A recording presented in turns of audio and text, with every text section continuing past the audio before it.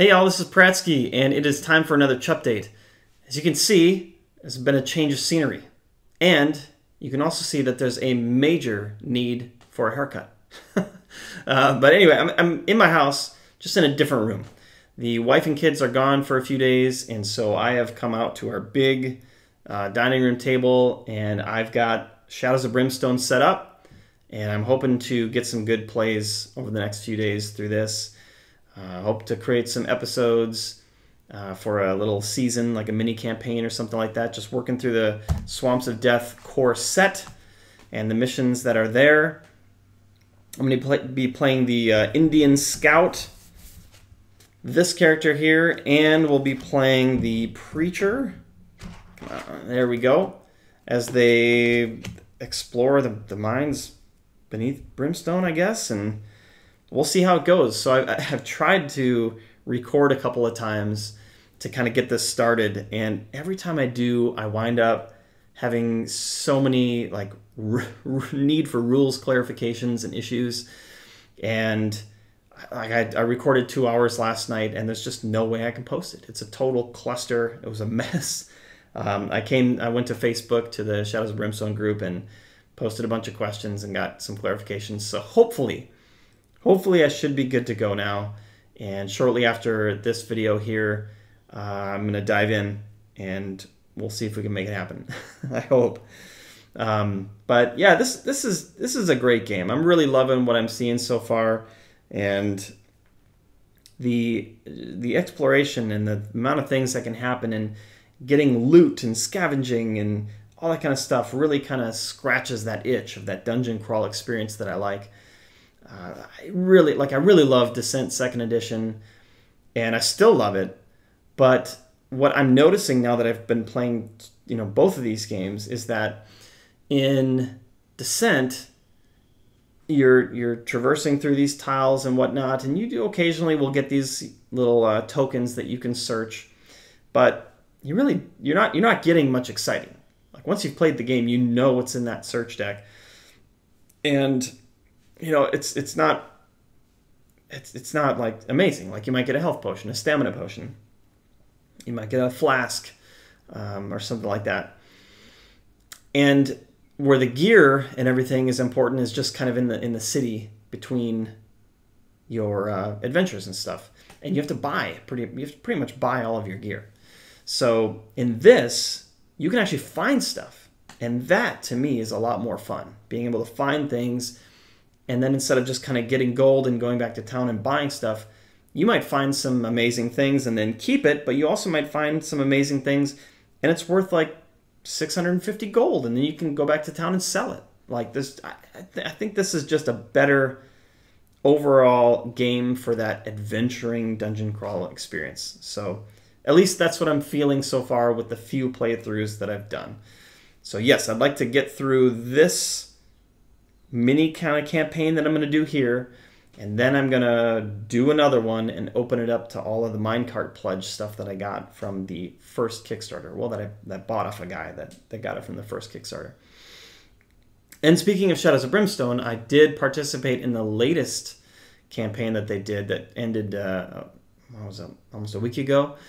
And I got all the stuff from that campaign. I know it's going to be a couple years until I get it, but either way, I'm excited about it. And I also, if this goes really well, I might buy a Shogun pledge off a guy that I got in contact with through Facebook. So we'll see. But this has been fun. That's Shadows of Brimstone. Kingdom Death, I got Matt coming over this evening. We're going to record another episode. Maybe two, I doubt it. But we'll at least do one. We'll post it tomorrow as normal. And he's actually coming over this weekend as well. And we're going to try to record a number of episodes to at least kind of get ahead of the curve in case our Thursdays don't work out. We can keep on every Friday, keep posting an episode as we go. And thank you to all of you who have been so supportive of those playthroughs that we're doing in Kingdom Death. I know we're having a blast doing it, and so it's been great. It's been fun. Thank you. What else is going on? So, speaking of dungeon crawls, There's a game that I'm kind of excited about, but still don't know a lot about it. And I don't think it's for sale yet because I didn't participate in the Kickstarter that they did at least a couple years ago now, I think. But it's Madara. So it looks like it's, well, I don't even know what it's a cross between, or if it is even a cross between anything. But it looks like it's very, very story heavy. There's like thick books that come with it. So many decisions that you can make. The tiles and everything look really cool. The monsters look cool. Artwork looks great. So I don't know. I think that there might be another Kickstarter that they're going to do this summer, and I'm curious what that's going to look like. And so I might participate in that. But that's a dungeon crawl that I definitely kind of have on my radar that I'm interested in. But if any of you know more about it, or I don't think anybody has it yet. I thought that they're going to be fulfilling it soon. And I think that they sent out some review copies recently, and some people have taken a look at it already. But yeah, I'm definitely interested in that. If any of you who normally follow this channel are actually going to be getting it, let me know. I'd definitely be curious to chat with you more about it, especially once you get it and start playing it. Let's see, what else? Ah, that's right. So my buddy Mark sat down with me, well, via Skype online, and we took a look at Dust 1947. He's been playing that game for years and years, and I acquired a number of starter sets. And so he kind of walked me through how it plays out and how it works and everything. And we talked through what it looks like to actually create a full army that's playable 100-point army. And we talked about that kind of versus Warhammer, because I've got numerous friends that play Warhammer. I've got Mark that does Dust, and I'm kind of trying to decide which of those two tracks I want to go down, because the investment is in both time and money to create an army, especially an army that might have different pieces that you can, pull in some, take out others, to have some flexibility depending on who you're fighting. I feel the need to kind of like choose what do I want to kind of invest my time in, because I do want to be involved in a miniatures tactical game like that. Now, I feel like I'm sort of leaning towards Dust, and it's for these reasons. So one is cost. The cost to get a 100-point army is definitely cheaper than to get a, I don't know how many point, like 1,000-point army or whatever you need for a kind of normal standard game of Warhammer. So there's definitely a cost benefit there by going with Dust. Another thing is that with Dust, you don't have to build any of the figures. They come pre-built, or they might come in at least in a couple different pieces, and I think they just kind of snap together for some of the bigger ones.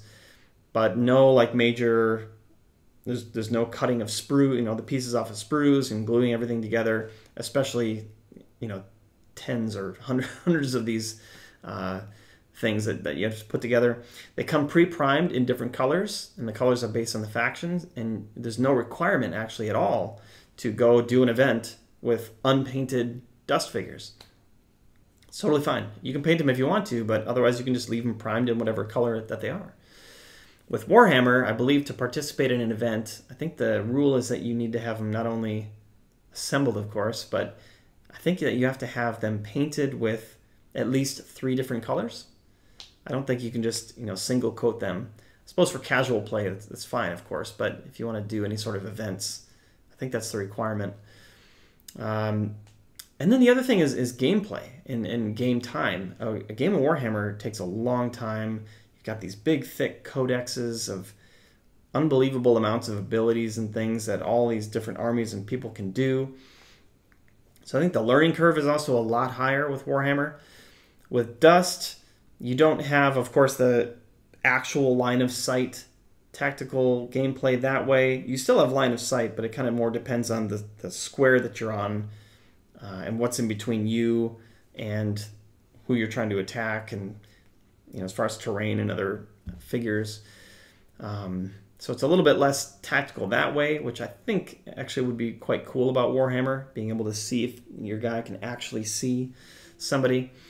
And then the gameplay length of a Dust game versus a Warhammer game, I think, is significantly shorter. So that's, I think, why I'm kind of leaning towards Dust. But if you have any opinions on the matter, I would definitely love to hear it. Try to talk me out of going the Dust direction, or try to talk me further into going Dust. I don't care, but I definitely want to hear your opinions on it if you have any. So let me know on that. Lastly, as always, thank you so much to all of you who subscribe to this channel and support and be involved in the community, namely just, through video comments and whatnot. We are now up to 226 subscribers, which is just amazing. I still remember getting the 10th subscriber and thinking like, wow, that's crazy. But it just continues to grow, and everybody in the comments and everything is just so positive and supportive, giving advice and feedback and rules clarifications and all that, and that's just super fun. And I appreciate that so much.